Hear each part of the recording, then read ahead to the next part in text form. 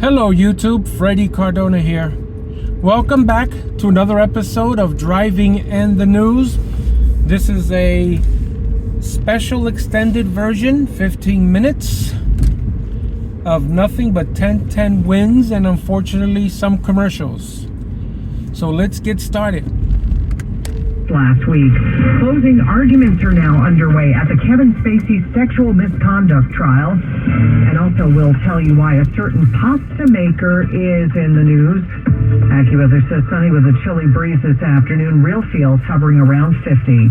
Winds News Time 141. Let's check traffic and transit. How are we doing out there, Greg Rice? Now, not great coming up from the Lower East Side. Northbound FDR from the Williamsburg getting up towards East 42nd Street. We are still dealing with delays because of a wreck knocking out the right lane. FDR is also slow north into the 90s, south into the 70s. The west side just continues to be better for you in either direction. Now, the southbound Whitestone-Van Wyck combination all clogged up. 20th Avenue to Roosevelt Avenue. That's left lane construction. There's nothing perfect, but you can do better. Southbound Clearview is slow, but at least moving now from Northern Boulevard down to the LI and across Island Parkway. Extra company from south of Bell Boulevard right on down to the Long Island Expressway. But again, Whitestone-Van Wyck combination, the absolute worst of it south for this stretch. Here's what you need to know about the bridges and tunnels. Citybound George, good enough to the upper and lower west side, the best ride that gets you out. Lincoln's okay either way. Holland into the city, you're fine. Outbound Holland, you're okay into New Jersey. Outbound Skyway atop the covered roadway, that is right lane work. And getting to the inbound Skyway, northbound 1 and 9, a standstill from before Wilson Avenue. Getting onto Truck Route 1 and 9, where you've got lips going on with the Passaic River Drawbridge. I'm Greg Rice on 10-10 Wins. Sword play of a sort in the subway this morning down in Lower Manhattan. Let's get the details live from our Juliet Papa. Juliet. Oh boy, Bridget, strap hangers are saying, what now? What next?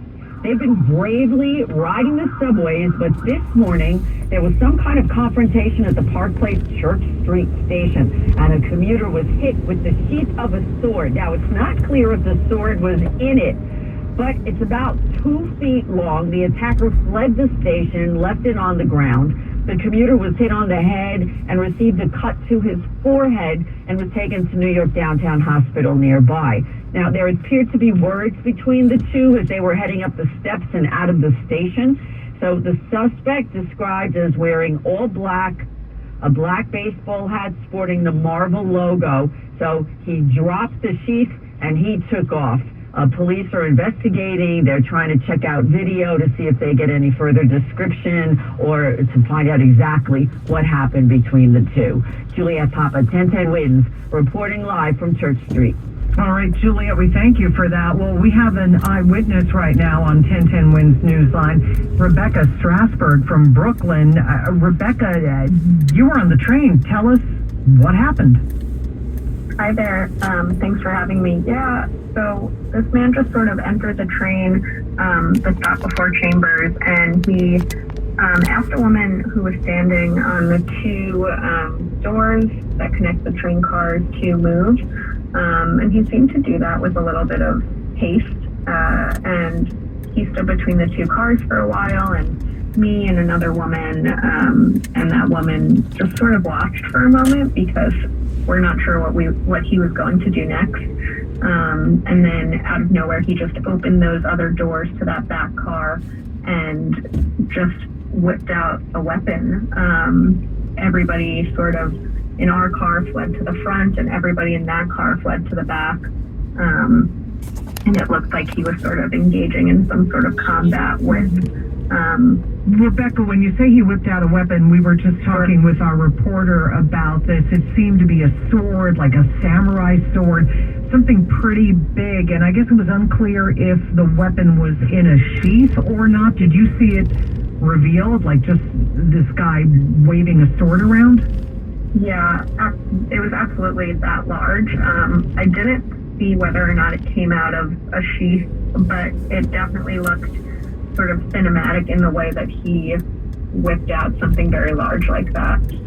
Was he saying anything? I didn't hear any words exchanged, but it definitely looked like some angry sort of fighting. Some sort of combat, I think you've been quoted as saying, yeah? Yeah, absolutely. All right, and was there panic among the passengers? There definitely was, including myself. We didn't know whether they were going to stay in that car, come back into this one, if the other person had a weapon. Like I said, everybody just got up and ran to the other side of the car. When we pulled into Chambers, people started calling 911, including myself, and just sort of panic and confusion and, not really sure what to do next. Rebecca, I'm sure it felt like forever, but did you have a sense of how much time actually transpired between when you saw this guy with the sword and when you were able to get off the train? Yeah, it actually, oddly enough, it didn't feel like forever. It felt like it happened so incredibly fast. I mean, it was just between two train stops. I feel like he came on, he stood in between the cars for just maybe 30 seconds, and they fought for maybe a minute before running out of the train cars. It was just so fast. My commute for the rest of the way felt like hours. Yeah, you say I'll bet it did. You say your commute.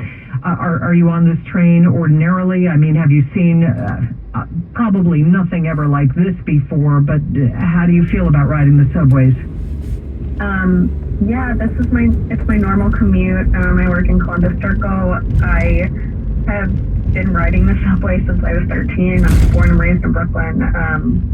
I have never seen anything quite as violent or scary as that right in front of my eyes. Luckily, I'm one of the lucky ones. But I don't know. I guess I don't feel great. I think it's so hard to understand the issue of subway safety until it unfolds right in front of your eyes. I mean, something happened last night and I got on the train this morning. So I think you really don't understand it until it just happens right in front of you. Right, and now this happened in front of you, so what happens tomorrow? Do you get back on the train? I definitely do not get back on the train tomorrow, and not just because I don't come into the office on Fridays. But I think my boyfriend's going to come meet me, all the way from Brooklyn to Columbus Circle later just to ride home with me. So I'm definitely going to take a break. All right, Rebecca Strasberg from Brooklyn, an eyewitness to that, I don't know how to describe it, a crazy incident on the subway involving a sword. Rebecca, we're glad you're okay. Thank you for chatting with us. Thank you. Appreciate it. Wins News Time 1:48, and then police are looking for these suspects, a group of teens, a number of them wearing black ski masks, who strolled into a Manhattan 7-Eleven and started throwing things. This was last Thursday evening at East 23rd near Park Avenue South. Some of the teens threw eggs at a worker behind the counter and then tossed some other items at him. One of the suspects was stealing candy and a sandwich. They all ran. The video was up at 1010wins.com. The city schools chancellor announcing today that the school calendar could be changing. The Department of Education has been able to add Eid in the Lunar New Year, and it seemed there was no more room on the calendar for Diwali. But Assemblymember Jennifer Rajkumar has introduced legislation to get around that. In removing the antiquated anniversary day school holiday that is observed by no one, my legislation makes the room for Diwali to be a school holiday. Schools Chancellor David Banks says Diwali is so important for the South Asian and Indo-Caribbean community. It is important that we honor and we recognize all of our young people. According to Rajkumar, more than 200,000 New Yorkers celebrate Diwali. Samantha Leitman, 1010 Wins at DOE headquarters. Closing arguments underway at the sexual misconduct trial against Kevin Spacey. Anthony Rapp accusing the then 26-year-old actor of inviting him at the age of 14 to Spacey's Manhattan home and sexually assaulting him. Judge Lewis Kaplan has dismissed Rapp's claims of assault and intentional infliction of emotional distress. Spacey has denied the charges. Jurors could get the case today.